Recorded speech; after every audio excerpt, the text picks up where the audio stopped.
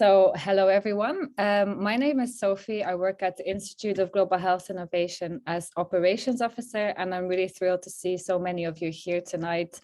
And we're going to give you some more information on our Julia Anderson training program and the roles on offer.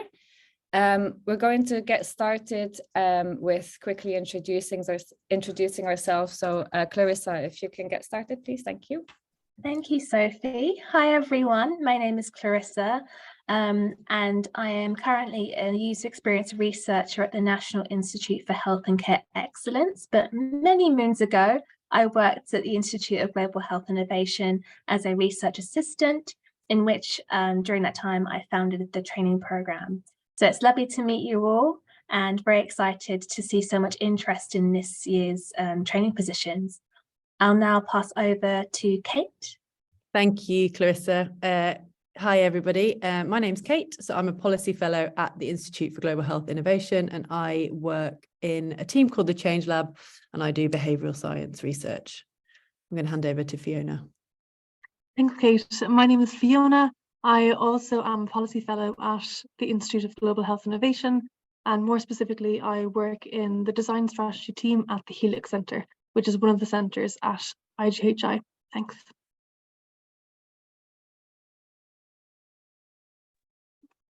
I'm Amelia. I'm the behavioural science for cancer screening trainee, and I'm going to pass on to Sarah. Hi everyone, I'm Sarah. I'm a patient safety trainee. Hi everyone, I'm Yuan, and I'm the other patient safety trainee. Great, thank you so much, everyone. And we're also joined by Eleni, whom you will not see because she is very kindly doing the slides tonight. So we're going to talk about the training program tonight. Just to let you know, if you have any questions, there is a button Q&A at the bottom of your screen. So please pop them in there. We're going to answer them throughout the session, and we're also going to answer some of your questions at the end of the webinar. So first, Clarissa is going to give you an introduction on the training program. Fiona is going to talk about her role afterwards. Then I'll give you a quick introduction on my role. Then Kate is going to go next about the Change Lab trainee, and then you'll hear from our current cohort of trainees about their experience, and then we'll have a Q&A at the end. So Clarissa, please, can you get started? Thank you very much, Sophie and Eleni. So yeah, hi everyone. I'm just going to give you a bit of context to kind of why this training program exists. And so it really came down to a couple of years ago when we were having a think about the state of the working world during the pandemic. And for us, when we were looking to see what we can kind of do to support people who are entering the job market for the first time, we reflected on the fact that there aren't many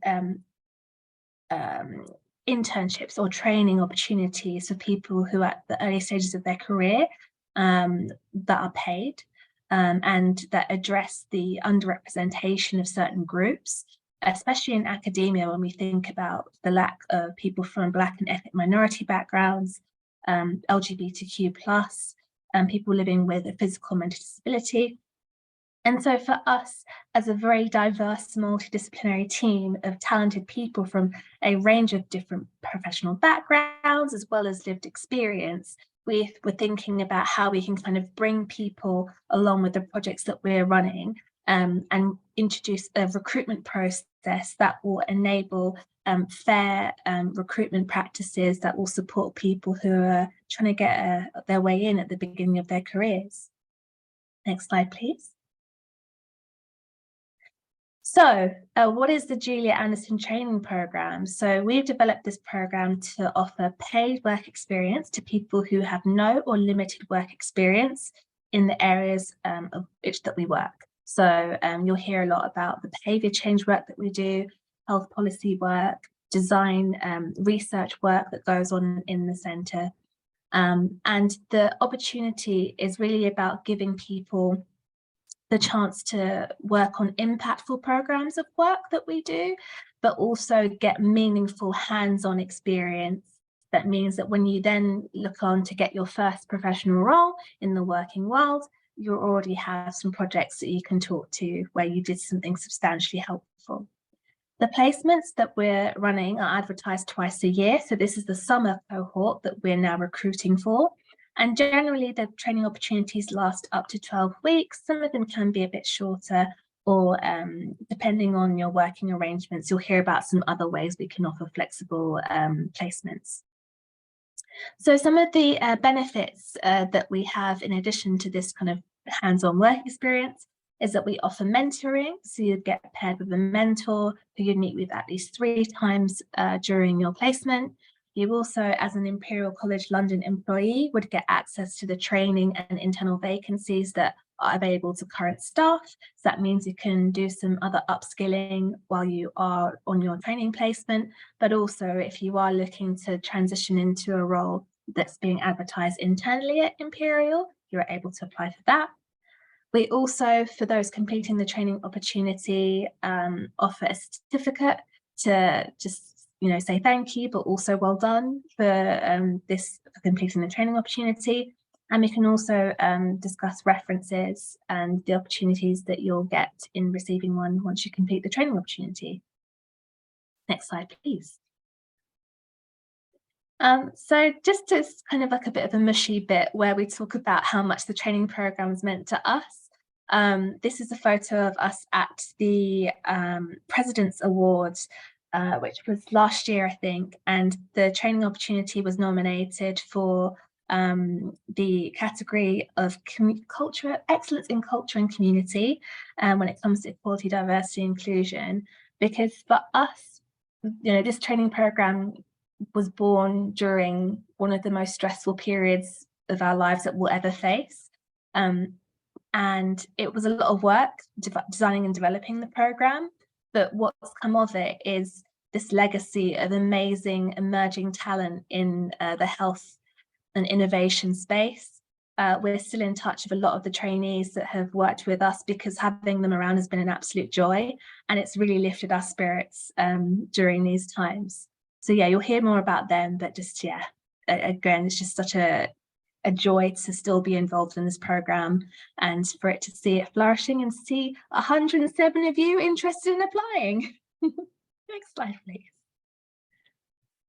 So down to the business of who we're kind of looking for, or who we're looking out for, if we phrase it that way, because like we said before, this opportunity is specifically designed to reach people who have limited experience in areas of work to do with health, science, technology, and business management. So when we talk about limited prior work experience, we're looking at people who've done less than 2 months full-time work in any of those areas. So in that sense, we're also looking at people who've never undertaken an internship or training program before.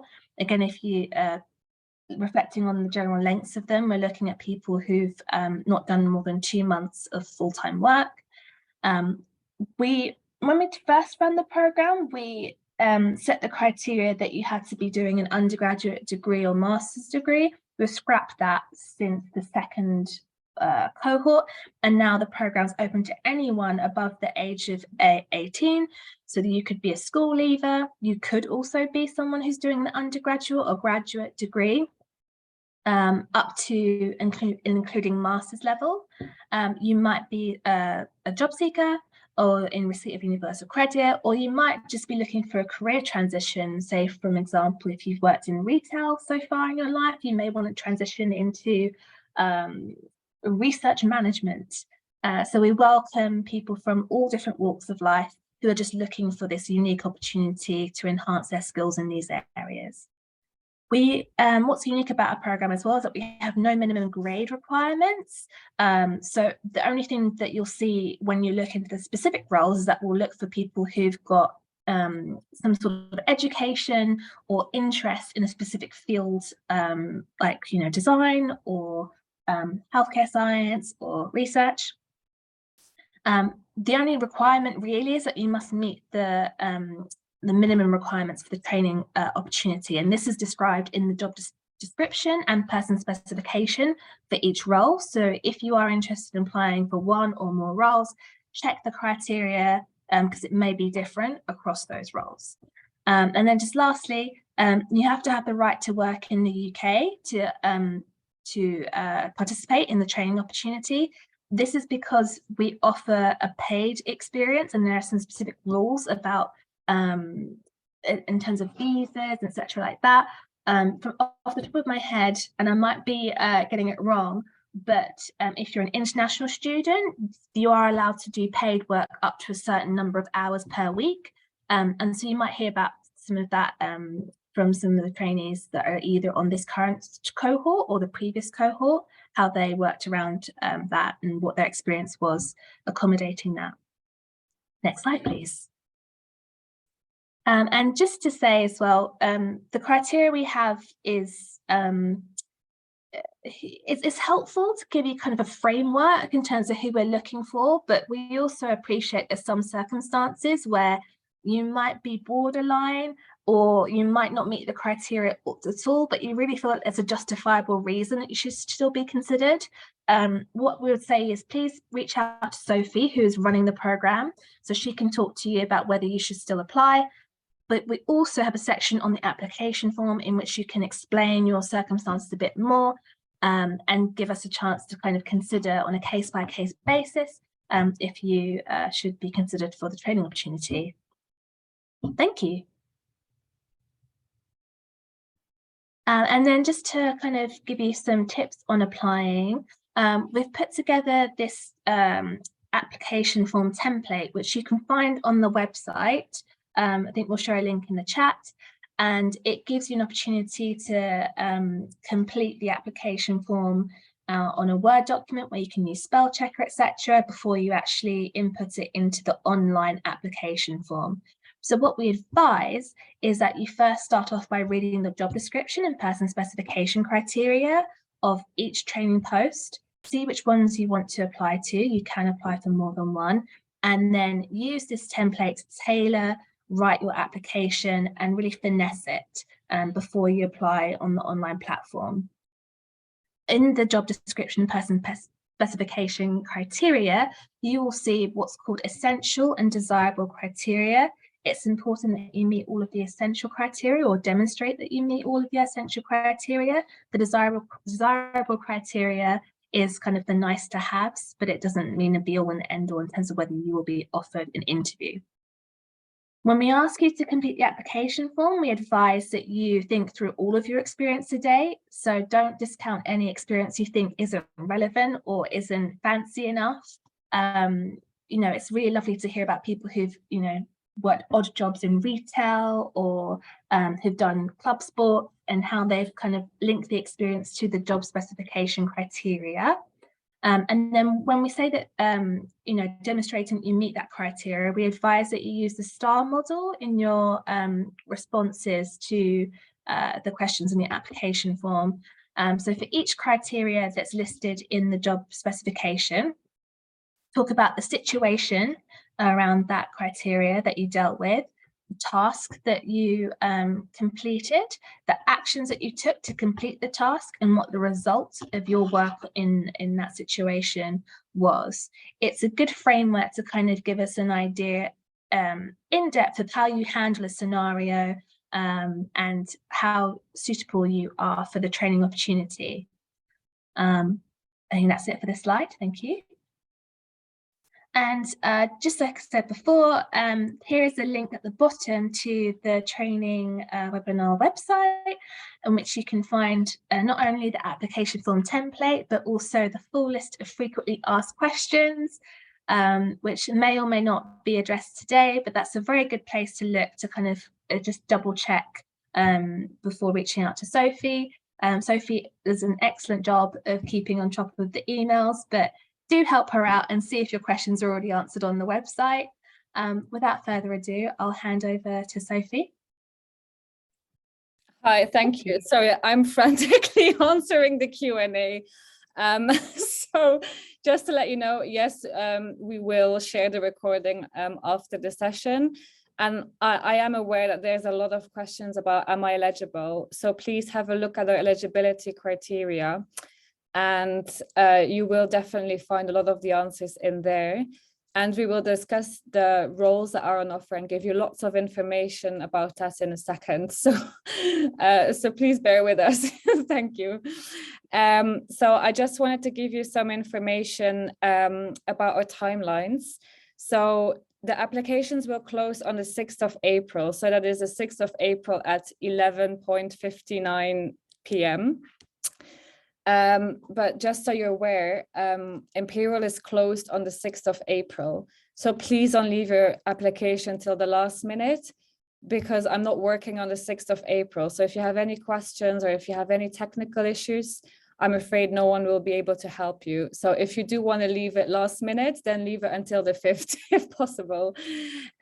So we're going to shortlist between the 14th of April and the 5th of May. And then those who are going through to the next round, to the interview, will be informed the week of the 8th of May. And we're organizing a webinar together with HR on the 15th of May. And in that webinar, we're going to give you lots of helpful advice for your interview. So to really prepare you and to let you know that, it's nothing to be nervous about. As well about the application, don't be nervous. And then we're going to start the trainee roles. We'll start around the 3rd of July. I'm afraid we can't start much later. It's incredibly nice if all applicants can start at the same time. So we run 2 cohorts a year. So if you can't start in July, then I would suggest perhaps looking into if you can join the next cohort, which would be a January 24 start. Thank you. So as I said, please don't leave your application to last minute. I can't say it enough. We unfortunately can't accept any late applications. So please don't miss the deadline. And you never know that there is a technical issue, but if you email on the 6th, I'm afraid no one will be able to help you. So please, I really can't say enough. Get started. And if you run into any questions, do reach out. So any technical issues, which means there's a problem with the form, there's a problem with the Imperial College London website, with your application, then email support.jobs@imperial.ac.uk. But if you have any specific questions, if you're eligible, about the roles on offer, about our program, then please do send me an email and I'll aim to get back to you as soon as possible. So now we're going to give you some more information about our 3 roles that are on offer. So please bear with us if you have any specific questions about the roles on offer. Do have a listen. We're going to give you lots of information and hopefully your questions will be answered. So I'm going to hand over to Fiona and she's going to give you some more information about the Helix Centre trainee. Hi everyone, thank you Sophie, and again for anyone who's joined just now, my name is Fiona. I'm a policy fellow at the Helix Centre, which is one of the centres within the Institute of Global Health Innovation. So just on the next slide, we'll give a brief overview of the Helix Centre. So the Helix Centre is a design lab that's based in St Mary's Hospital, and our mission is to improve health and healthcare for all. And we were launched almost 10 years ago as a joint venture between Imperial College London and the Royal College of Art. And as I said before, we're one of the several centres that make up the Institute of Global Health Innovation. And our location on site at St Mary's Hospital in Paddington, with the rest of the Institute of Global Health Innovation, it allows us to put the patients and the public's and healthcare professionals' perspectives at the heart of all that we do. So on the next slide there, it kind of gives a brief overview of the work that we do and the different individuals that make up the Helix Centre team. So essentially the Helix Centre works to design and evaluate products and services that aim to tackle healthcare challenges by placing people and their needs at the centre of what we do. And we're a very multidisciplinary team. As Clarissa and Sophie have alluded to, we're a diverse team of designers, technologists, engineers, clinicians, public engagement specialists, and many other subject matter experts. And we're an integral part of the Institute of Global Health Innovation. And we also work closely with our other colleagues across IGHI, so for example, the Centre for Health Policy and the Big Data Analytical Unit. And on the next slide, I'm just going to talk briefly about the project that the Julia Anderson trainee for the Helix Centre will primarily be working on. So this project kick-started earlier this year, and it's focusing on the issue of health equity. So health inequity is a major issue both in the UK and globally. And when we talk about health equities or health inequities, we're talking about avoidable and unfair differences in health access, outcomes, and experiences between groups or individuals. And for example, in this example of equity of outpatient access, so that there are differences in the rates of attending specialist care services based on a person's characteristics, such as if they're from an ethnic minority or from a more deprived area. And this non-attendance means that people are at a greater risk of worse health outcomes. And first outpatient appointments are a really important way of accessing health services, getting treatment for long-term health conditions, and for managing really complex health problems. And so what our project is doing is focusing on outpatient access to reduce health inequities, and we're using design and behavioural science methods and interventions. And we're focusing on reducing the rate of people who did not attend their first outpatient appointment, because we want to, our hypothesis is that if we improve this, then actually ultimately will improve the health outcomes for people down the line. And also it will result in more efficient resource management within the NHS as well.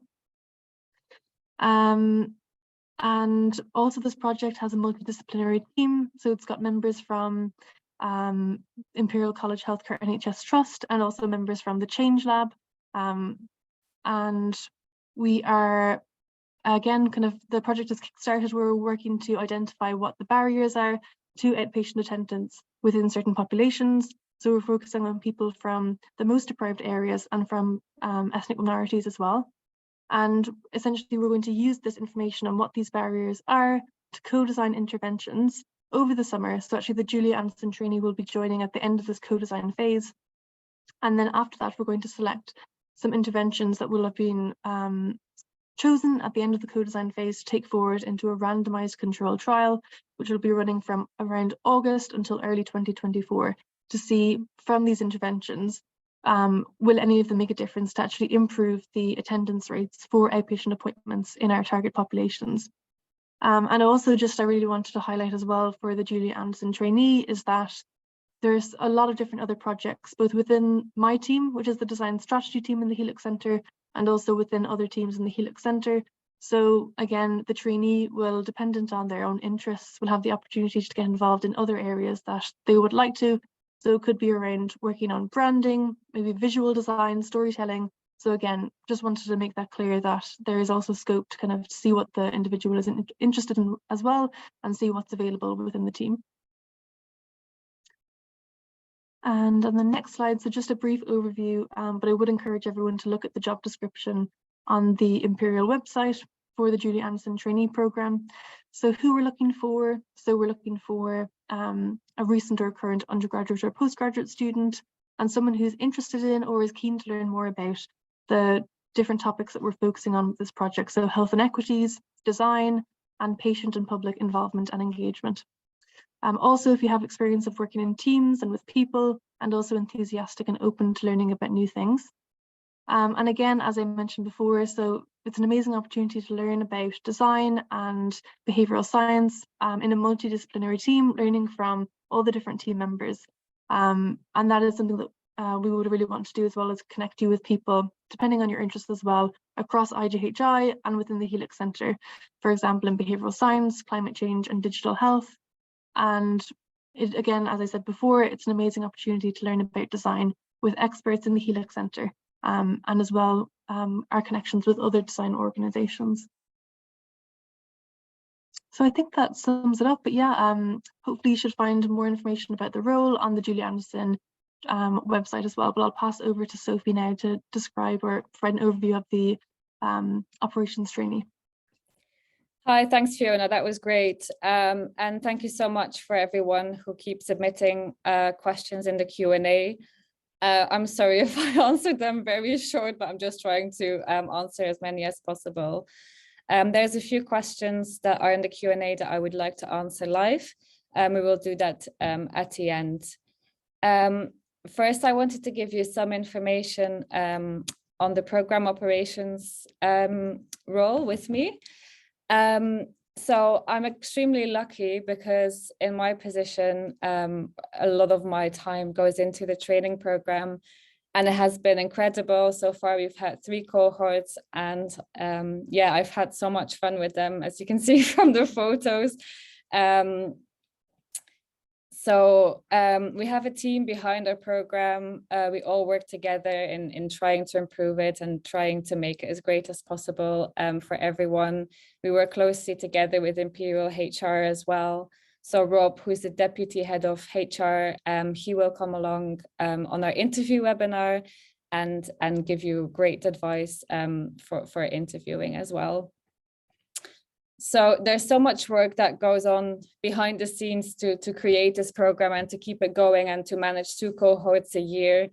I just noted down some things that I do on a daily basis. But yeah, it's a lot, but it's great. It gives me so much satisfaction. And I think one of my favorite things is I have weekly catch-ups with our trainees, and yeah, it's been wonderful. It's a lot of work, but it doesn't feel like work. So yes, thank you. So I wanted to take on a trainee to come and help further develop the program. And there's 3 main areas that you would work on. First of all, you would help with organizing the logistics for a 5th cohort who will start in January 24. So it's still a while, but it's good to be prepared. And I think one of the main things you'll be doing is you'll be moderating this exact webinar in a few months. So yeah, pay attention because you might be the one who has to do it next. And then secondly, you're also going to help with a bit of comms and marketing of our program. One of the things that you'll be doing is an Instagram takeover of the Imperial College account. Yeah, I think it's incredibly exciting. You'll also produce a piece that you'll write, which can go from, you know, your experience applying or any barriers you face when applying for roles.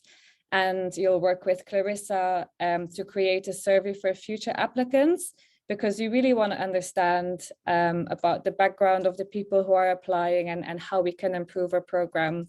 So that will be a very exciting piece of work as well. And then finally, we want to set up an alumni network, because you've got all these great trainees with us and they are incredible and they go on to do lots of fun things, and we want to stay in touch with them. And I think our trainees also want to talk to each other. So we want to somehow create a network that brings everyone together, and that will be something that you can do, that you can work on. And you'll have lots of chats with our previous trainees and lots of chats with the team behind the training program. So those are a few of the things that you'll be doing. I think depending on your interest, if you would like to organize an event, I'm sure we can find an event that you can help organize. Or if you are very interested in writing, you can help out with some writing as well. So that just depends on the applicant. So there's some benefits for you as well. I'm hoping that you'll find it very helpful in developing some writing skills, communication skills, presenting skills. You'll get experience in managing a project. You'll see how much work goes into organizing our cohort. And you'll work as part of an experienced team. You'll work with me, you'll work with Clarissa, you'll work with the comms team. So you'll hear from different people who have different backgrounds, different interests, and you'll also have wide opportunities to learn more depending on your interests. And so I just wanted to add a slide on who I am looking for, because I'm not asking for any educational requirements. And I saw a question in the Q&A, which was, you know, this is an incredibly competitive process, and who are you looking for? And I would hope that you don't see it as a competitive process, because I know there's like a lot of interest, but I think, you know, if you really want the role, just apply for it. And if you want some feedback, then send. And for example, if you don't get shortlisted, I try to give everyone who asks like some really personalized feedback as well, so that it can help you with your future career. We're not asking for CVs. We're just asking you to answer a few questions that you can see on the form. And hopefully you don't find it competitive, because we want our program to be a program that is helping you in experiencing and applying. So I'm hoping that will help you. So I'm just looking for someone who's got great human skills. So do show that on your application. If you can show me that you've got, you know, that you love working as part of a team, or that you're very creative, that you're a kind human being, you know, I think these are great skills to have. And I definitely want someone who has an interest in equality, diversity, and inclusion, because that's what our program is about. And at least I would like you to have an interest, because people may face a lot of barriers when applying for roles, for jobs, and that can be from, you know, having no work experience, or having no university degree, for example. So you'll definitely, I would like to see on the application that you have an interest in that. And then if you have some basic experience in writing, for example, you have a personal blog, or you have written an essay for school, yeah, do show that off. That would be fab. And I think that's the last slide. Yes.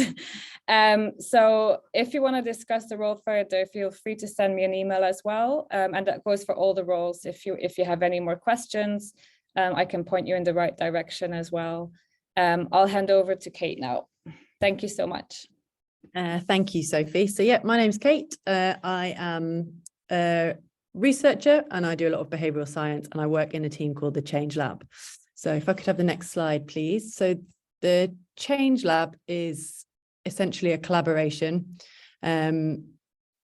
and it's 3 different organisations. So if you could just move, brilliant, thanks, Eleni. So basically 3 different groups. So we lead it from IGHI. So we're the sort of blue box in the middle there. So we've got a lot of behavioural science expertise. We're academics. We do data analysis. But we've teamed up with 2 other groups. So we've teamed up with the Behavioural Insights team. So they really are, you know, they've got a wide range of expertise in lots of behaviour change techniques, and they also work outside of healthcare. So they provide a lot of breadth there. And most importantly, we've teamed up with the Imperial College Healthcare NHS Trust. So we work very closely with the Medical Director's Office and the strategy team.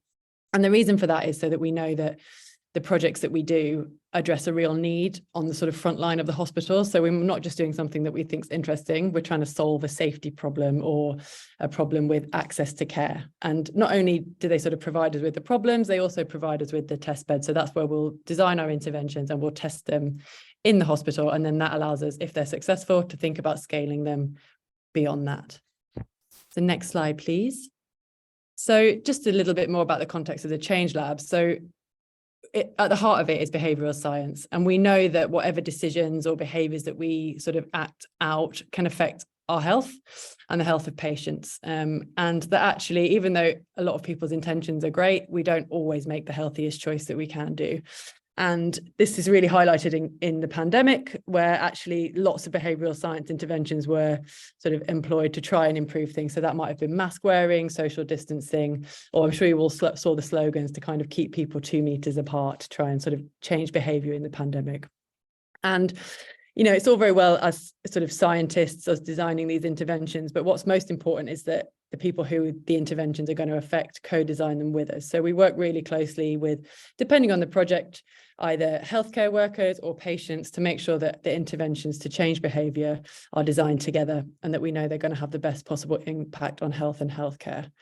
Thinking about the barriers, we know those things are all important, because if we don't have that buy-in from the healthcare side, they're not going to work. And if we don't sort of measure things properly and evaluate them when we implement them, we don't really know if they've worked or not. And so that's kind of the purpose of the Change Lab. So we want to overcome all these barriers, use our expertise and our collaboration to try and bring about some positive impact and improve healthy behaviour.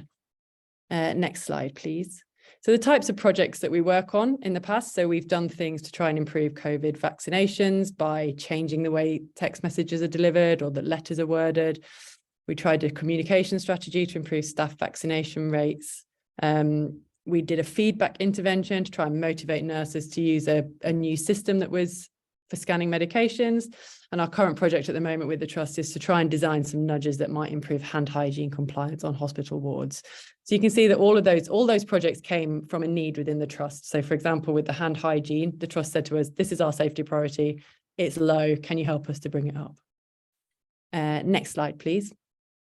So the Change Lab trainee, what would you be working on with us? So the project is addressing another of the healthcare priorities, the safety priorities within the Trust. So as I said, we work really closely with the Trust, and each year they have 8 key safety priorities, and we're working with them to help address some of those.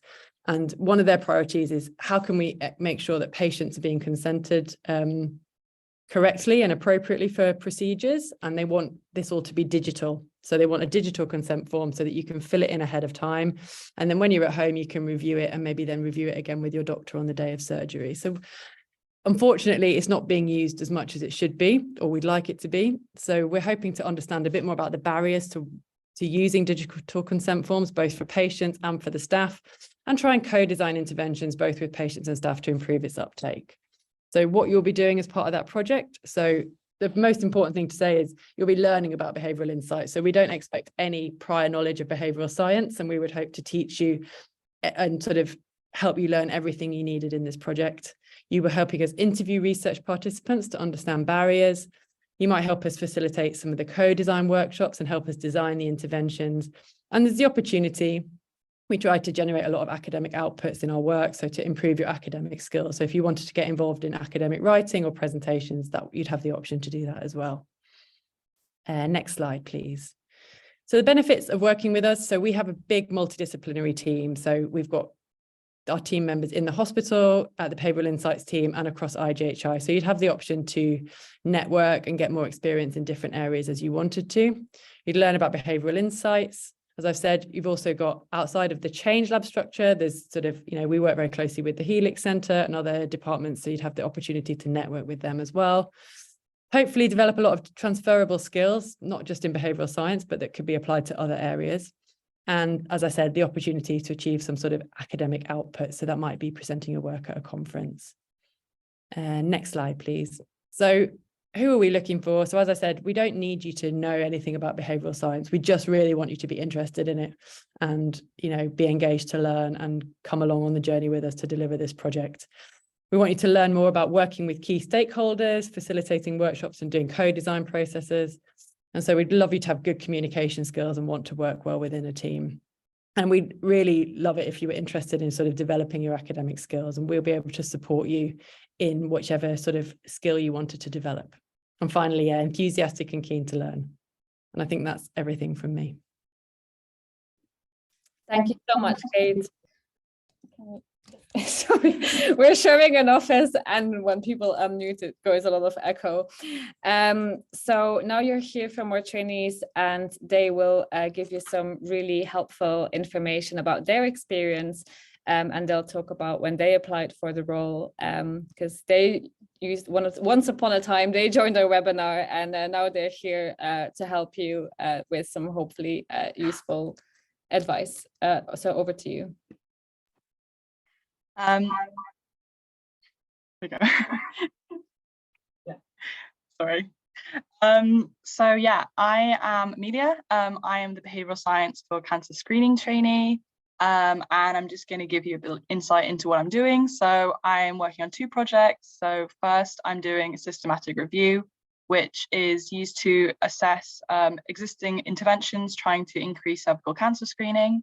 And I'm also leading on a qualitative interview study trying to understand the best way to share breast cancer screening content, which will try and address barriers to screening. So my background is that I graduated just recently in July from the London School of Economics with a degree in psychological and behavioural science. And the reason why I applied is because I wanted work experience using behavioural science, which is something you wouldn't normally get unless you were doing a master's. So this was a great opportunity for me. I also wanted to explore it in a different area, something which I kind of explored it in education and climate change, but I wanted to explore it in health. And again, it's something I probably wouldn't be able to do without a background in it. And it was also an opportunity for me to work on a positive behaviour change project, which is something I'd always wanted to do since the beginning of my undergrad. Hi everyone, I'm Yuan and I'm the patient safety trainee. So the major project I worked on is a systematic review on remote consultation. So you can see it is not exactly patient safety, but this role can, there's a lot of flexibility in here to like fit your interests as well. But I'm also doing some ad hoc tasks on the qualitative data analysis for a focus group study on patient safety. Regarding my background, I'm a final year sociology student at London School of Economics, and I'll be graduating this July. And I'm an international student from China. So those of you who hold a international student visa are also welcome to apply. Or the reason why I applied is that I'm really interested in working in the academia in the future. However, I've never been involved in, say, a large scale research project. And this opportunity really provided me with substantial research and work experience in this very international and prestigious research institute. And also I've been very interested in healthcare and policymaking as well. And as you know, LSE is a school that is the focus is a lot on social science, and I really want to explore, say, the intersection between STEM and social science, and this job post is a perfect opportunity for me. Thank you. Hi everyone, I'm Sarah. I'm another patient safety trainee. So I'm currently working on the Global State of Patient Safety report, and my role focuses on identifying success stories of patient safety across the world. So I've been conducting a literature review, but I've also been able to tailor my daily task to my interests and my needs. So I've also been able to manage and analyze some quantitative data on patient safety indicators as well. And I've also been involved in the Ukraine Healthcare Conference. So my background is in pharmacy. I have studied in Algeria. And then I realized that I wanted to shift from patient safety roles to more research-based roles. And I had an interest in health policy. So I'm currently a student, a master's student in public health and health promotion at Brunel University of London. So I applied because this role perfectly aligned with my interest in health policy and health system improvement. And it has been incredible to work alongside the policy fellows at AGHI. Also, it was a great opportunity for me to get my first experience in research and a perfect transition between the university world and the more professional sector.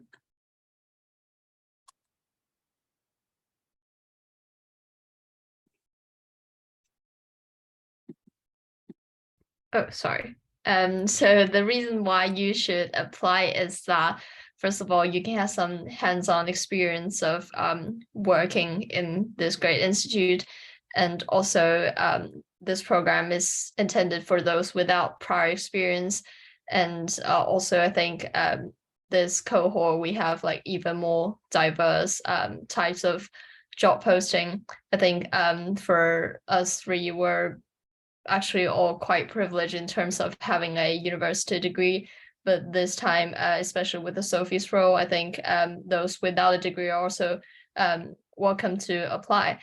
And also there are great networking opportunities. As you can see, this is a really diverse institute with people in different specializations, and you got we've all met, say, a range of experts and professionals in different areas, and we have fun activities to attend as well. You will know when you join. And also you got a great working environment. You come to the office in Paddington, but you also have flexibility to work at home as well. And also you'll get great support from everyone around you. Say Sophie, who will be the manager, and also your line manager that will supervise you and give you advice on pretty much everything in this job. And of course, you will develop new skills. Well, that all depends on, say, the job post you'll be joining. And I think for three of us, we're quite research heavy roles, so definitely research and academic skills. But apart from that, there are loads of transferable skills, say your communication skills, your time management skills. And I think that will be super helpful for your future endeavors.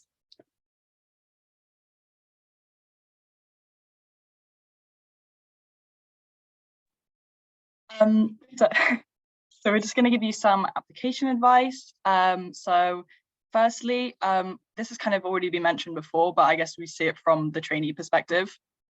So we would say that you need to reflect on all your experiences when answering the question. So this is just as the initial stage.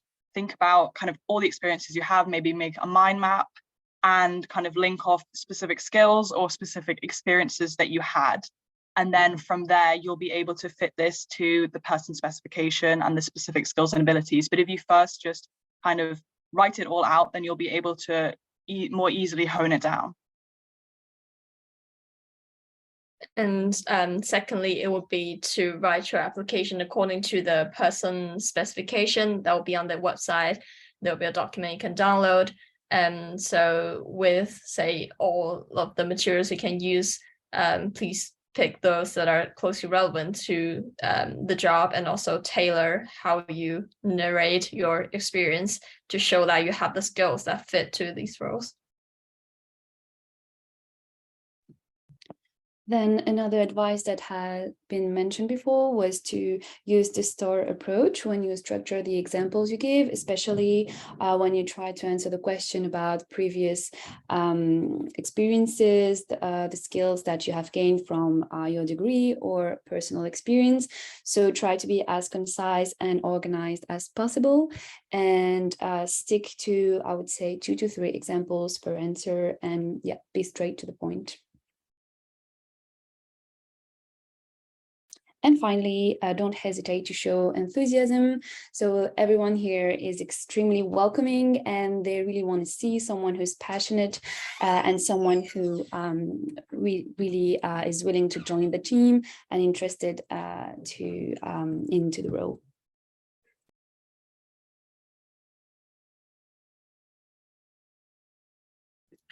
So I was answering questions.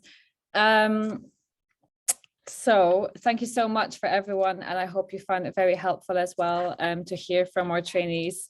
There were still a few questions that I was answering, but I can take them live as well. But we had a really lovely question that I wanted to answer live because someone asked, why is a program called Julia Anderson Training Program? And actually, Julia Anderson was a lovely colleague of ours. And she used to work at Imperial and at IGHI for many years. She sadly passed away about 2 years ago, but she was a real champion, and she was someone who could really encourage people. And yeah, she was an incredible person, and we saw it fit to dedicate this program in her honor. So thank you so much for asking, and it's like a great way to remember Julia tonight as well. And the second question was, some MSc students might have worked for a while before proceeding for masters. Would they not be at a disadvantage given the eligibility criteria? I think we've talked a lot about the eligibility criteria, so do have a look if you're eligible or not. And I'll move on to the next question. Applications for January will open in, sorry, I'm just trying to remember now, in September, October, they will go online, but those will be for different jobs because every cohort, there's completely different roles on offer. I don't know yet which kind of roles they will be, but if you're interested, we have a link on our website where you can showcase interest, and then you'll receive an email when application open. There are a lot of questions about eligibility criteria, so please do have a look if you're eligible or not. I think we've tried on the website to make it very clear and very detailed. If you're still in doubt, then send me an email, because I think it will be too much time if we go through every single person. So all the posts are indeed 12 weeks long. And someone is asking why the program is only for 12 weeks. It's because it's a trainee role. So, and we do want to make sure that we can have 2 cohorts per year. So 12 weeks we thought was like a great time to have the experience as a trainee, and still run the program for twice a year. So I have a question actually, which I would like to answer, which is for the trainees, and I think it's a great one. And so for each trainee, what is a challenge you had to face in your role? So I think that would be great if you could answer that. Maybe I can start. So personally, I'm also a full-time master's student, and I've been working part-time as a trainee. So the biggest challenge was time management, because it's challenging to do both at the same time. But if you're wondering if it's possible, I would say yes. And if you're a master's student considering to apply, I would definitely encourage you to do so, because it's a fantastic opportunity. Well, I think I can follow up on that, because I'm also doing my final year of undergraduate studies. So time management is a great challenge. But apart from that, I think it is about learning some very new skills. So I'm working on systematic review, which is something I've never done before. I joined IGHI. So the process of learning this new stuff is quite challenging at the beginning, but then with all the support, I think you can you nail it. And yeah, so I have graduated, so I don't have the same experience as them, but kind of both of the projects I'm working on, I had never done anything like it. So systematic review I've never done before. I'd never done a qualitative interview really outside of university. I'd done like 2 interviews before, and this time I'm kind of running the whole interview myself, the whole study myself. So I think that was a challenge, but the beauty of this traineeship is that you have so much support, and they really want to hone the traineeship to what skills in particular you want to build up. So really, this is the best opportunity for you to build up those skills. And even though it was challenging, the support I got and kind of the help was the best way to try and learn those skills. That's great. Thank you, all of you, for answering that. And what is the culture in the office? I think the culture in the office is great. I think on a serious note, there's people from different backgrounds, people with different skill sets, people in different roles. Some people, because we do flexible working, so we come in 3 days in the office and 2 days from home. So every day I see familiar faces, different faces. So it's really great to have the mix. So you can come in, see the other trainees, see your line manager, see your team, and then also work from home 1 or 2 days a week. I want to give one question to Clarissa, which is, what would set me apart from other applicants that would all do the same? Yes, thank you, Sophie. So I really wanted to answer this question because I've been involved in shortlisting applications for 2 rounds of the training program. And the funny thing is that it doesn't matter how many applications you get, it doesn't necessarily correlate with the number of applications that follow the guidance that we offer around writing examples in the star format, or just explaining to us why you're interested in the training opportunity. Or we do get applications that are blank and from people who clearly haven't read about the program and why we're offering it. So I think when it comes to setting yourself apart, be really reflective about why this opportunity is important for you.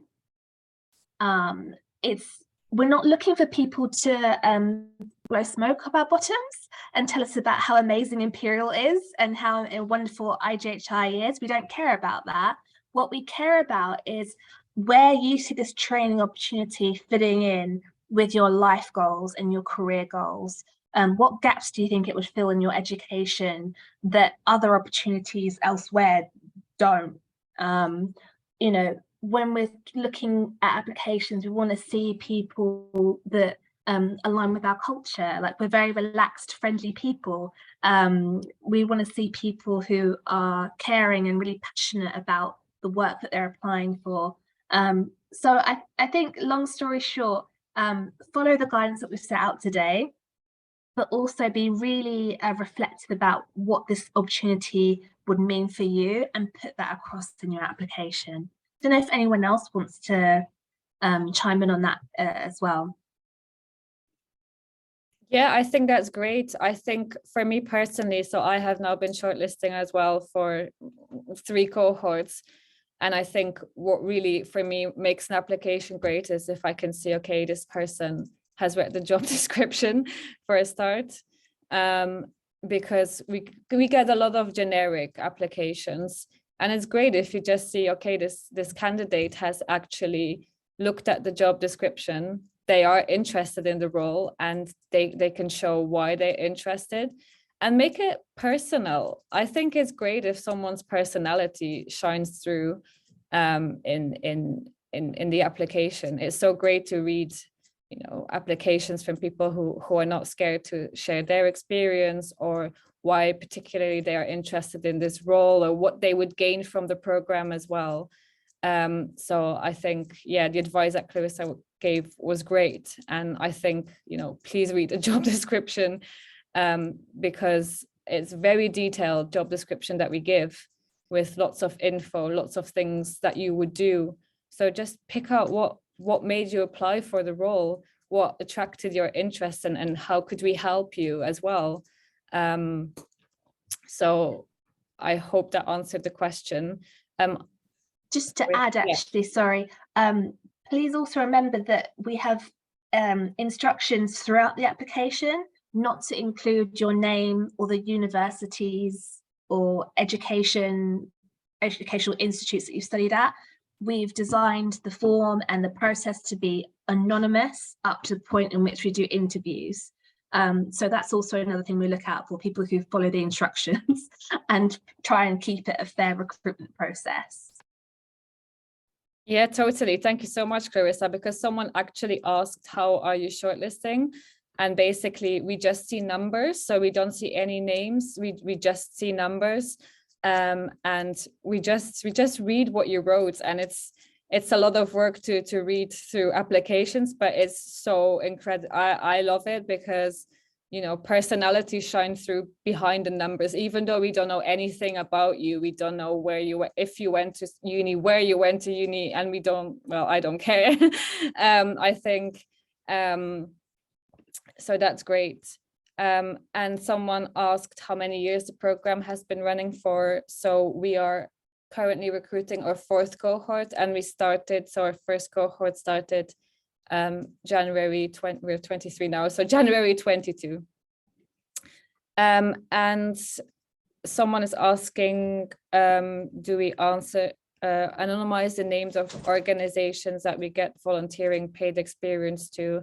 I wouldn't anonymize that. I think it's right, Clarissa. I think it's fine to say that. I think there's a degree of, for lack of a better word, common sense. So, you know, if it is an organization where, you know, you want to just state the name of them so that we can understand what kind of work they do, then that's fine.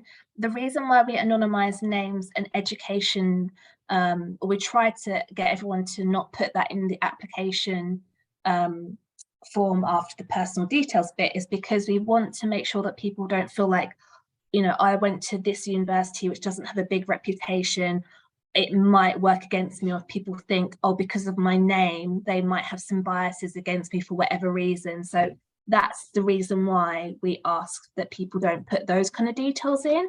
But if it's the name of an organization, yeah, like Sophie said, I think it's reasonably okay to assume that it's fine to put it in if that helps you condense your application. Yeah, thank you. Someone also asked if it's okay to mention your uni and what you're doing. Actually, one of the questions, it's not your uni, but we're going to ask if you have a degree. right? I can't remember now. I think it's fine to say what you're doing. Yeah, so what course you're studying is Yeah. fine, but all we ask is that you please don't put the name of the university that you've done the course in. Great. So I think we're going to end here. We've got really great questions and we hope we've answered them. We hope you're still interested and you're still excited to apply for the role. So just to recap, if you have any questions about eligibility criteria, please do have a look at our website first because it is quite detailed, I hope. But if you're still in doubt, then do send me an email and I'll reply as soon as possible. I will also share the recording of this webinar so you can watch it again. If you have any other questions, then if it's specifically for Kate or Fiona for their roles, then do send them to me and I'll forward them on. Or if it's for my role, you can email me as well. If you want to talk to the trainees and have any questions for them, I'll forward anything. I had one. I'm going to answer one last question in the Q&A. Do we get to learn the ways behind the processes? I'm not sure if I understand the question correctly. The why behind the processes.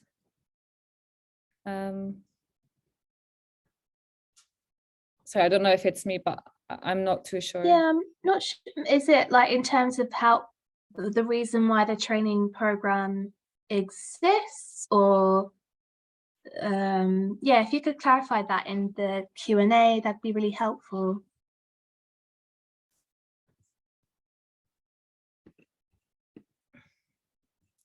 Behind a working process of a task. So the processes behind the working process of a task. I think maybe I can say something on this. Sure. Sorry if I didn't understand the question correctly, but say my example would be doing the systematic review, say in terms of how you choose this topic, you definitely do a lot of reading on why this topic is important and why we need to study this. And also then how do you use this methodology, say the database you're going to search and the screening processes. I think these might be the whys you are referring to. So definitely I think every stage you will be instructed, you'll be supervised, you'll be helped. And I think what's one of the best thing about the internship is that it is not say, okay, you do the task. It is about like you show your interest and your supervisor will also help you to develop on your interest. And so I think it's great to like know like every single details of what you're doing. Thanks, Yuan. That's a great answer. So thank you so much. So we're going to close here. So thank you so much. And someone said thank you. So I think you answered their question. So well done. So yeah, thanks again, everyone, for joining, for asking all your questions. Has been great to engage with you and see so much interest as well.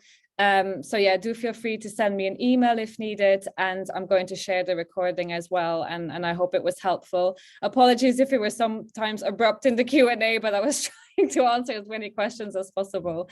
So thank you, and have a lovely evening, and we can't wait to receive your applications. So thank you and have a great night. Thank you.